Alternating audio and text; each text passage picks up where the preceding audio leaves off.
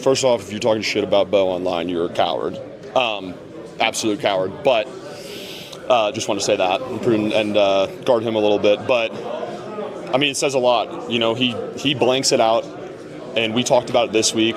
You know, we don't care what other people think. We know what we have in the building, and we know what he's made of, and we don't really care what people have to say. So, Dragon Slayer 69 with his 7-Eleven Slurpee in his mom's basement, I don't give a shit what he has to say, right? And Bo doesn't either. So, yeah. And we finally found out who Dragon Slayer 69 is. Welcome to DMac SMaK, brought to you by Journey Spice. We'll hear from Dragon Slayer 69 in just a second. They revealed themselves. We'll also get to the Avalanche, kind of boring but effective win over Vancouver, and the Broncos and the Raiders by the numbers. But let's start off with idiots from Boston. And it's embarrassing that I am from that area, and people wrongfully think I'm a Patriots fan because of where I spent my 10th birthday, Rowley. Then we moved to Ipswich, brought up in Hingham, born in Dorchester, family from West Roxbury and Hingham, relatives right now in Manchester by the Sea and Marblehead. And yeah, I got some cousins from the Cape. But all that being said, I don't live in a fantasy land thinking that I'm a real life character in The Departed or The Town robbing, armored cars. And I used to be a hockey player, and I got to fill in the ice. Whatever the hell Ben Affleck was doing in that movie. Do you like apples? I'm not one of those guys. Although I have a lot of relatives and family, and mom and dad, I love Pete and Eileen, and they've been staying at the Mosh out there in Ipswich for 50 plus years. But what pisses off fans from all other teams about Chowderheads is their arrogance. And you want to talk about Dragon Slayer 69. You don't get a better example than this. Don't even get me started on the Broncos, who just... You're wrong, Evan. You're wrong, and you Boston know it. Cream. They barely just beat Marcus Mariota. In overtime, he had a wide open receiver in the flat, and if he gets the ball 3 inches higher over Nick Bonino's head, they just got upset by the Commanders, who are 3-8 with their backup quarterback. Preach. Evan, And I'm supposed to be Denver. terrified of this team. I just saw Bo Nix throw an interception to old man Bobby Wagner, where the ball went right to him. I have a question. Put your PFF tablet down and look at the history. Oh yeah, dude. 6 blacks, dude. Sick. Wow. I don't watch any of the games, my man. Good stuff. Come Good on. stuff. You guys are getting me fired up today. There we go. I came in fired up because that's probably the main reason. But I'm so sick and tired of hearing about the Broncos, man. Oh, yeah. Like I think they're good. I think they're good. I love that guy at the end. I think they're good. Here's this nerd, and he goes off on this rant about, he clearly does not watch the games. It's clear he doesn't watch any Broncos games. He has no idea what the Commanders are all about. It's clear that dude has no clue that's Dragon Slayer 69. And then his buddy, I think they're good, the Broncos. And you know that guy, that nerd, you know he actually does watch the games. So you got Dragon Slayer 69, who has no freaking clue about anything. He's probably just sitting there on the edge of his seat waiting for Drake May to make another appearance in his wife's cooking videos. That is a thing, by the way. All right, listen, I'm all for getting this rivalry going again, all right? And now I feel my fire a little stoked up. And I'm not sitting here telling you the Patriots are bad. They're clearly good, and they've turned a corner. And this draft class that had Drake May, Bo Nix, and Caleb Williams, I mean, it's tough to argue 2 years in that it wasn't one of the better draft classes, period. And we'll see where Penix and McCarthy, sort of fall in this sort of mix. But, 3 of them, half of them quarterbacks are great. No doubt about it. Caleb Williams, great. Drake May, great. Bo Nix, great. And to hear some idiot in his mom's basement,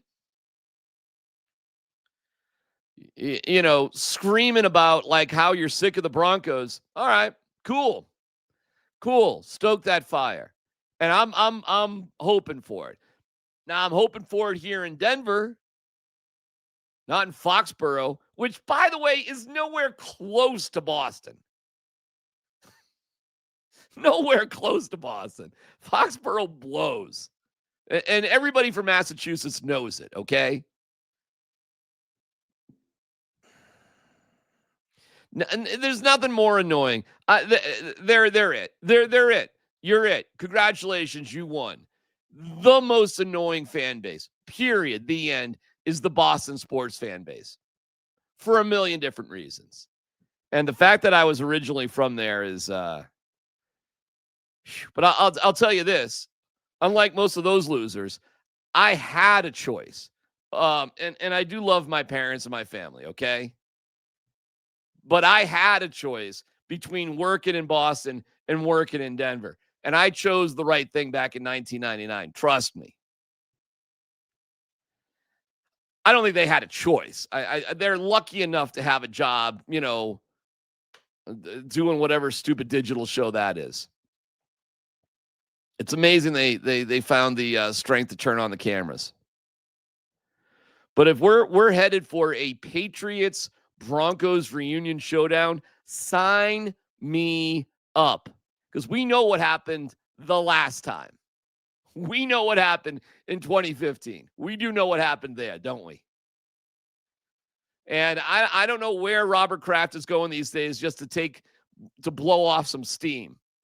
I'm not sure what strip mall he's going to that has a nail salon and a massage parlor. I hope he's just chilled out and feeling good. And Mike Vrabel's just a jerk, by the way. But I don't have anything bad to say about Drake May. And, I grew up loving Steve Grogan and Russ Francis and John Hanna. And sure, I get a little misty-eyed when I see the old Patriots logo with the revolutionary guy bent over. But that's about it, because my years in Buffalo took the Patriots love right from my soul. And being out here in Denver, are you kidding me? So sign me up. I think it's awesome that the Patriots are good this year, so the Broncos can kick their ass again and go back to the Super Bowl, just like they did 10 years ago. And we'll go to the same place, Santa Clara, and we'll win that too. And that's how I'm feeling right now. I didn't think we would be here this quick.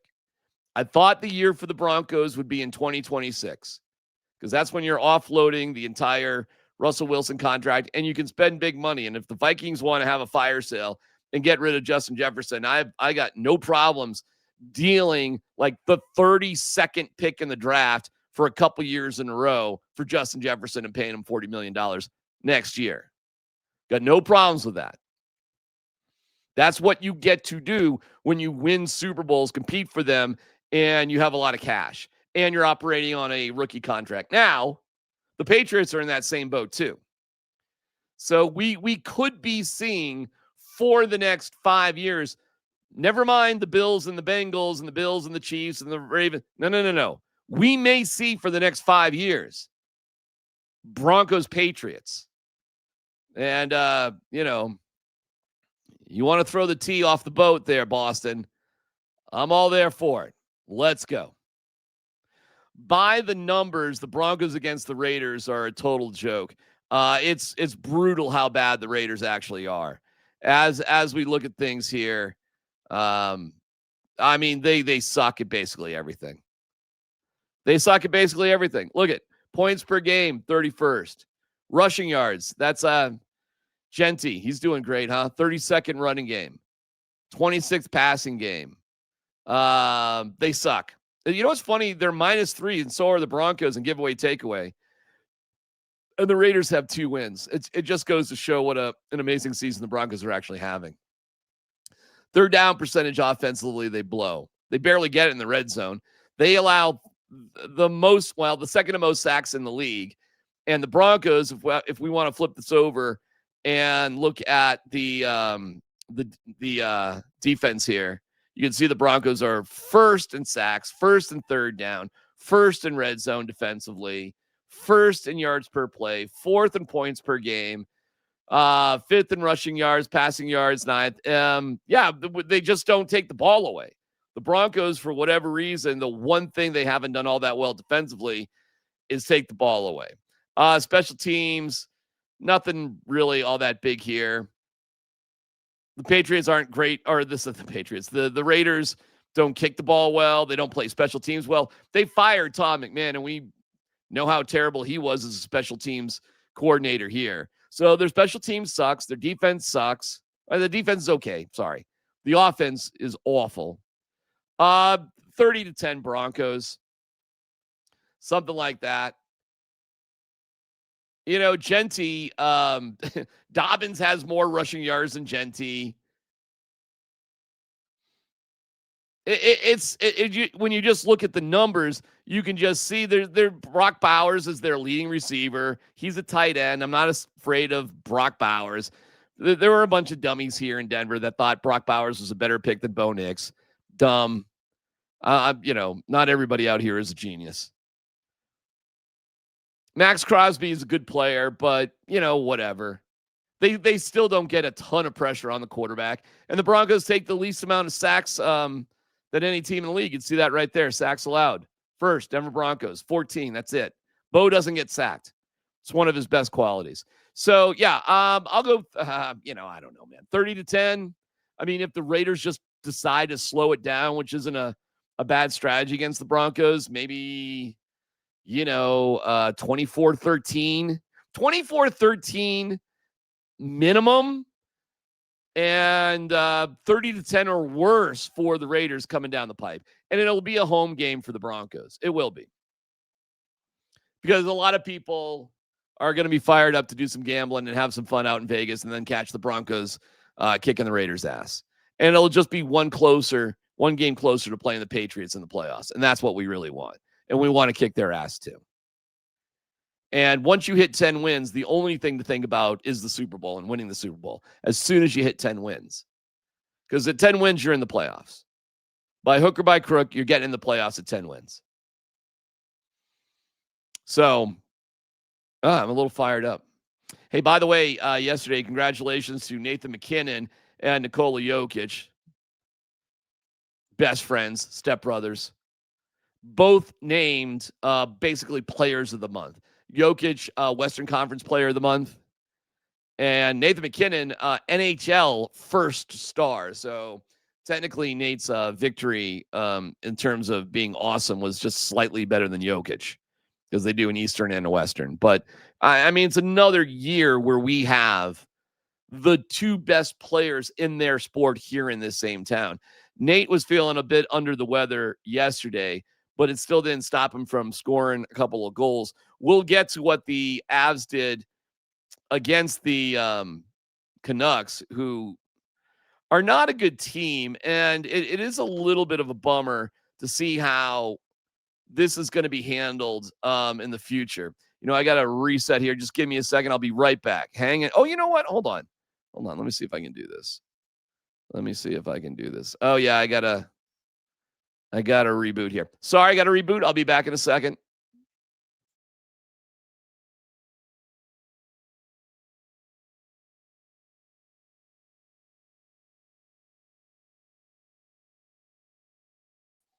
There I am.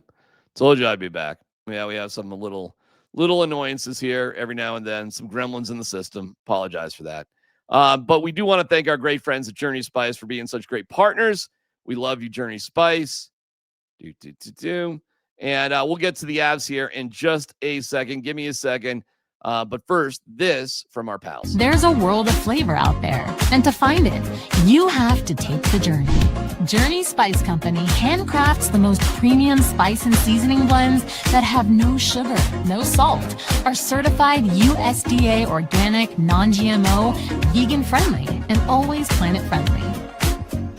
You are going to love serving amazingly delicious creations while knowing you helped reduce single-use plastics. Make sure to search for Journey Spice Company on Amazon today. Yeah, we love you, Journey Spice. You're the best. Use the code GETSPICY. It's organic. It is locally owned and operated. There's a wide variety of spices that go on any meal you can think of. whether it's appetizers, main dishes, desserts, breakfast, lunch, dinner, it does not matter. Journey Spice is there, and you should check them out at Amazon.com. Use the code GetSpicy. The Avs getting spicy with the best record in the NHL. They are a wagon. A little concerning when Scott Wedgwood left the game. Jared Bednar explains why Wedgie had to leave and Blackwood went in. You know what? He just tightened up a little bit, like his back. So thought we'd take him out. Better safe than sorry. But we'll just see how his injury develops here over the next couple days and take it from there. Nothing too serious at this point. Yeah, good to know.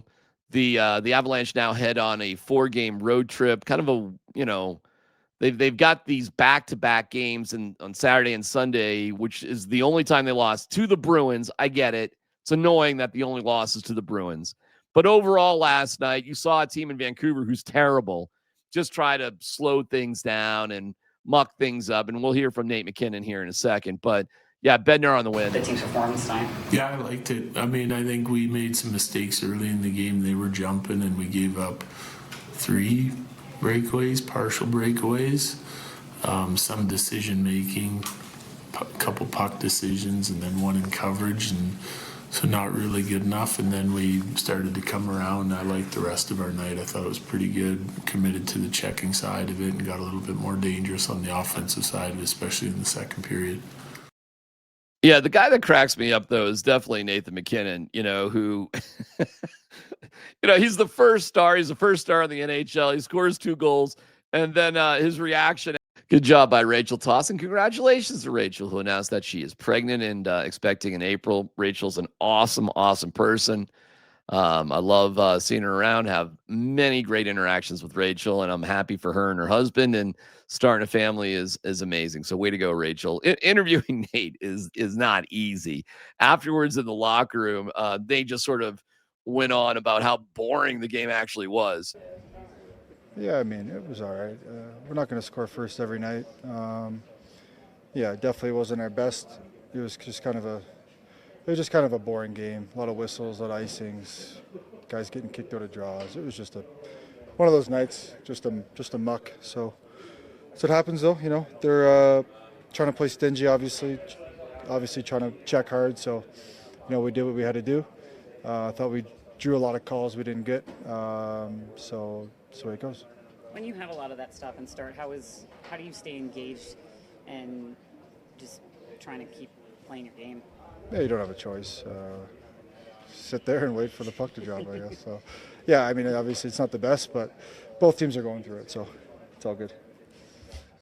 It's just so funny. Like, I think about the fans that go to the games and they get all excited, and here we are on Tuesday. And unfortunately, this may be a style of play that less than teams play against the Avalanche, just hoping to scrape out maybe a point or so. I mean, to think that the Avalanche have not lost in regulation since October, and we got snow flying here in Denver, Colorado, is wild. So we'll see how they do on the road trip, but I mean, the Avalanche are a wagon, and Wedgwood's fine. And Val Nichushkin came back, and Gabriel Landeskog is playing better than ever. Nate on Gabe. With a guy like that? Yeah, it's easy. 10 years together. Yeah, he's just a smart player, so it's easy to read off of. And, Jared was saying that you maybe weren't feeling the best the last couple of days. Just what was this game like for you? I was okay. Yeah, it's been a grind. Montreal was hell. Tonight was a little better. Just tired. It's sitting around the last few days, but I'm sure a lot of guys are sick, so not the only one. How about the reason? Yeah, that's Nate not making any excuses. And Bednar said, he wasn't at his best when the checking because that takes more effort, but can you still make big plays? Well, scoring 2 goals, including the game winner, and yeah, that's pretty good. That's pretty good. Meanwhile, Ross Colton and his line with Brock Nelson, Gabe Landeskog, they've been fantastic to the degree where Val Nichushkin came back and Bedsy was just like, well, okay. I know I'm getting one of the top 20 players in the world back, but he's got to go on the third line because I'm not going to mess around with what's working. Colton? Yeah, no, he's been good. I mean, he's been good. I like what he's playing. I touched on it this morning on his identity and what he provides to that line. I think he's been consistent with it. Here is Ross Colton talking about getting the best out of his abilities. The fact that, you guys are playing your best hockey, which means you're probably going to get the opponent's best night out of them as well. Do you think you got the best out of Vancouver tonight? Yeah, no, for sure. They came out flying in the first period there. I think we made a couple mistakes. I feel like just at times for us, we're such an offensive-minded team that we can't force plays at times. Obviously we want to score on, every night and, put up a lot of goals. But at the same time, then we try and get too cute and we start turning the puck over. So, again, I know it's a cliche, but just kind of we're at our best when we're forechecking, kind of getting pucks deep and making their defense turn. What does it say about? Meanwhile, the line itself is just clicking. Yeah, it was great again. Yeah, I thought they were great again. That's why I didn't put Val on it, because they've been really good here in the recent past. Production's coming, dangerous every night. They seem to have some good chemistry. So, yeah, if they keep playing like that, it'll stay like that. One side light that you may or may not know, and shame on you for not knowing it, because I've been putting it out there on Twitter and talked about it here on DMac SMaK. I have talked about it. So for people all right, first of all, like, I understand, you're a dude and, you don't do TikTok dances and all that sort of stuff. But it's like, you can pull your head out of your ass a little bit and understand just general things about pop culture, and you don't lose any man points. For you to not know at this point that there's a whole dance to go with the song "The Fate of Ophelia" by Taylor Swift, that's a you problem, not a. I guess if you want to be too cool for the room, but you may want to check how out of touch with life you are. So yeah, there's a TikTok dance to go along with "The Fate of Ophelia," which is a gargantuan song right now in the world by Taylor Swift, who's the #1 pop artist in the world. So for you not to know it, like I said, is a you problem. You know who knows it are the Avalanche. And not only do they play the song in celebration, they dance with it. And a couple of games ago, this isn't even from last night, but a few games ago, I'm hearing it as the media walks in. So I just wanted to prove to you what's happening in the Avalanche locker room, sort of.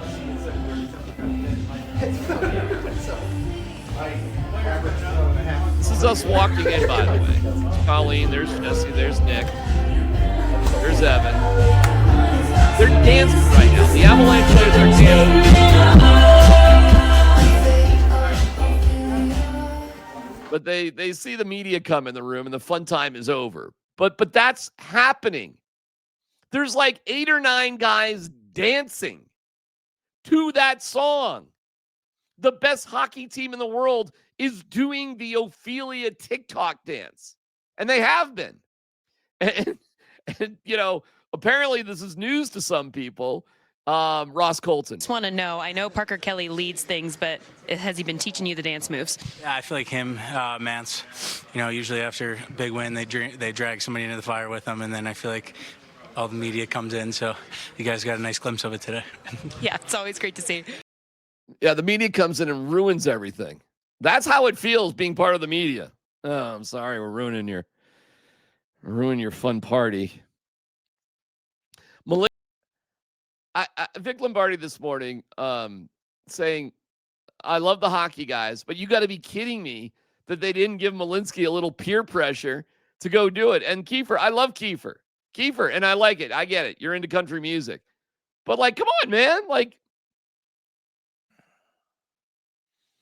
If I was doing that TV show, not only would here's what I would have done. I would have said, show me the dance, Sam.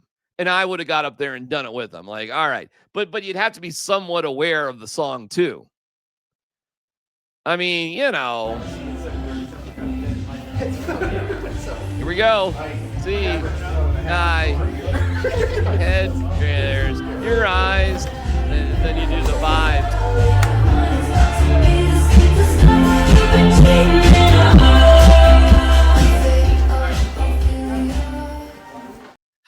And that's how the best team in the world celebrates wins. They're not too cool for it. That's for sure. This was the Last Supper. God bless.